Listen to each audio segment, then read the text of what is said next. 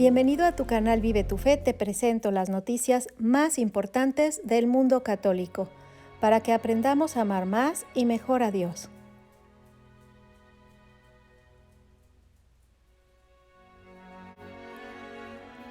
Semana del 17 al 24 de marzo del 2021.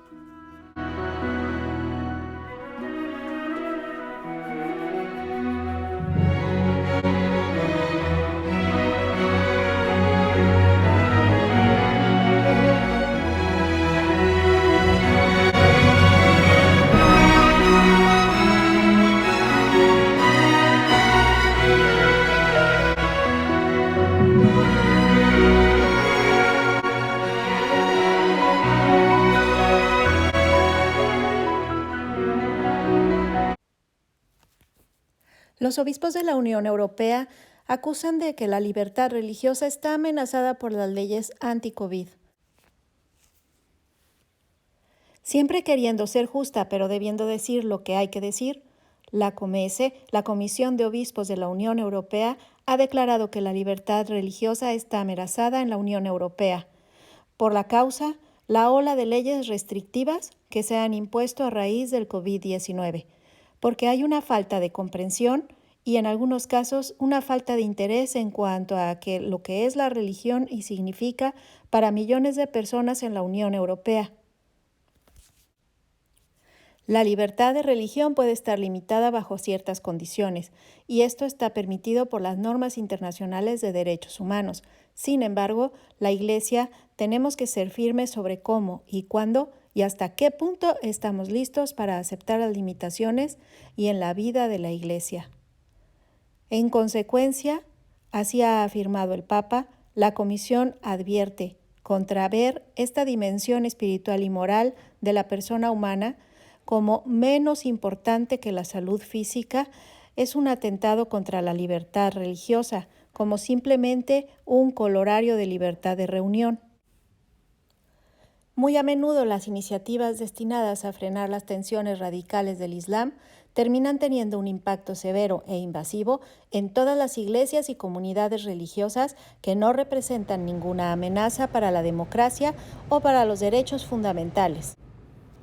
Y en definitiva, esta visión pone en peligro toda la arquitectura de los derechos humanos. Por otra parte, en Bruselas, de acuerdo al más actualizado reporte de la Eurostat sobre el particular de la tasa de fertilidad de la Unión Europea, que decreció aún más en el año 2019, situándose en el 1,53 de nacimientos por mujer, tasa de mero reemplazo poblacional sin necesidad de inmigración, es de 2,1. El país con mayor índice de natalidad es Francia, con 1,86 nacimientos por mujer, y los que menos son Malta, 1,14, España, 1,23 e Italia, con 1,27. Pero incluso Francia ha visto decrecer su tasa de natalidad por 6 años consecutivos. Un dato específico importante dentro de estas cifras globales: las tasas de los nacidos en Europa, pero hijos de mujeres no nacidas en el continente, ha venido creciendo desde el 2013. Estas últimas cifras difieren de país en país. Mientras Luxemburgo tiene el 65% de los nuevos nacidos, lo son de madres extranjeras. En Chipre, Austria, Bélgica son alrededor de un tercio, y en Bulgaria, Eslovaquia y Polonia son menos del 10%. Evidentemente, los principales obstáculos de este mayor crecimiento son de tipo económico, como los altos costos educativos y de vivienda, y con un sistema que no apoya financieramente a las familias. Pero evidentemente, estas son las razones de tipo social, como el posible impacto negativo en la carrera de tener un niño y la no facilidad de guarderías para padres que trabajan. Pero lo que realmente puede preocuparnos es que existe una mentalidad individualista que ocasiona esta baja natalidad, donde no se reconoce la felicidad de la vida en la familia y la maternidad, sino que las personas valoran más lo que producen, los logros económicos y profesionales que persiguen. Lamentablemente, esta estadística nos muestra una cultura que termina siendo suicida y los encargados de las políticas deben pensar en favorecer una cultura social, familiar, no individualista, también con significativos apoyos económicos, pero no solamente eso, sino realmente enfocarse a que la familia es la base de la sociedad. El Papa en esta pandemia ha señalado que María está cerca de las personas que mueren solas. El Papa Francisco ha señalado que María nos defiende en los peligros y se preocupa por nosotros, incluso cuando nos enredamos en nuestras cosas, cuando perdemos el sentido de la orientación y ponemos en peligro no solo nuestra salud, sino también nuestra salvación personal. Señaló que las oraciones dirigidas a María no son en vano. Ella, la mujer del sí, aceptó de buen grado la invitación del ángel. También responde a nuestras súplicas y escucha nuestras voces, incluso las que permanecen cerradas en el corazón, esas que no tienen fuerza para salir, pero que Dios conoce mejor que nosotros. Como, y más, que cualquier buena madre, María nos defiende en los peligros, se preocupa por nosotros, incluso cuando nos enredamos en nuestras cosas o perdemos el sentido de la orientación, o que ponemos en peligro no solamente nuestra salud, sino también la salvación de nuestra alma. Por eso, María ha estado allí. María está presente en los días de pandemia, cerca de las personas que desgraciadamente han terminado su camino terrenal en una condición de aislamiento, sin el consuelo ni la cercanía de sus seres queridos. María siempre está allí con su ternura maternal. El 19 de marzo, en la solemnidad de San José, el Papa Francisco invita a seguir los pasos de San José, quien acogió los sueños de Dios que tenía para él. Al contemplar a San José, enseña el vicario de Cristo, se nos sugieren 3 palabras claves para nuestra vocación: los sueños, el servicio y la fidelidad. Se podría decir que era la mano tendida del Padre Celestial hacia su Hijo en la tierra. Por eso no puede más que ser un modelo para las vocaciones, que están llamadas a ser las manos diligentes del Padre para sus hijos e hijas. Dios ve el corazón y en San José reconoció un corazón de padre, capaz de dar y generar vida en lo cotidiano.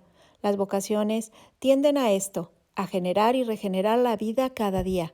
El Señor quiere forjar corazones de padres, corazones de madres, corazones abiertos capaces de grandes impulsos, generosos en la entrega, compasivos en el consuelo de la angustia y firmes en el fortalecimiento de la esperanza. Esto es lo que el sacerdocio y la vida consagrada necesitan, especialmente hoy, en tiempos marcados por la fragilidad y los sufrimientos causados también por la pandemia, que ha suscitado incertidumbre en medio del futuro y también en el sentido de la vida. Por eso, San José viene a nuestro encuentro con una mansedumbre, como un santo de la puerta de al lado. Al mismo tiempo, su fuerte testimonio puede orientarnos en el camino. San José nos sugiere 3 palabras claves en nuestra vocación.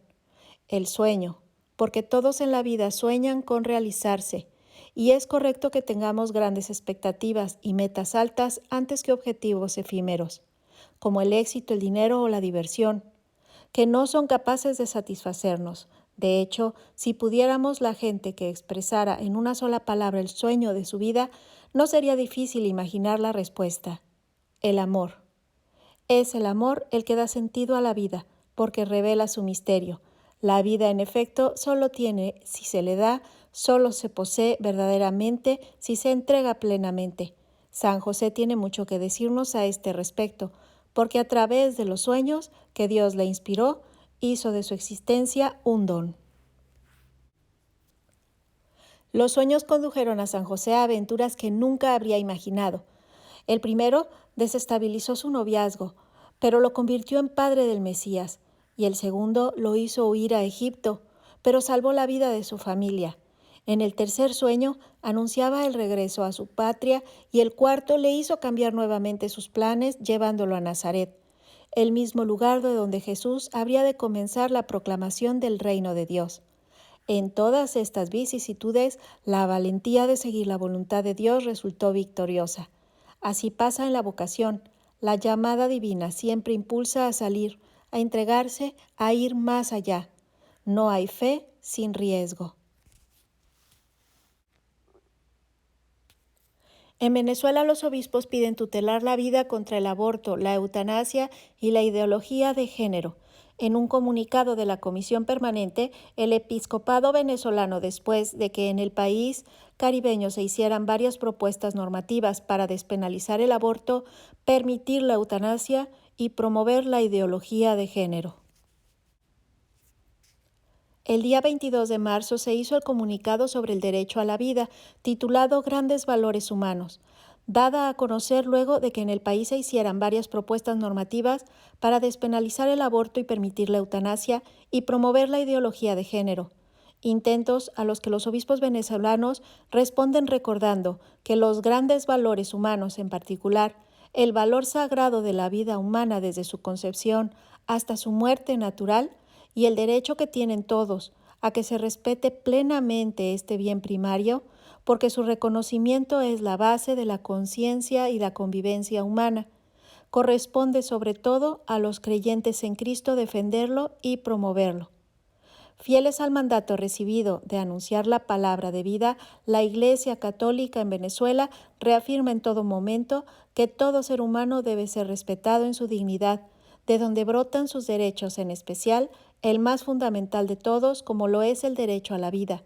Por ello sostiene siempre el valor sagrado de la vida humana desde su inicio hasta su término, y afirma el derecho de cada ser humano a ser respetado totalmente en este bien primario suyo, en el reconocimiento de este derecho, y se fundamenta en la convivencia humana y la misma comunidad política. Advierten los obispos que se difunde un falso concepto de modernidad que en los últimos años evidencian los obispos venezolanos y que se está buscando imponer en el mundo entero una mentalidad contraria al derecho a la vida y la integridad de la persona humana y de la familia.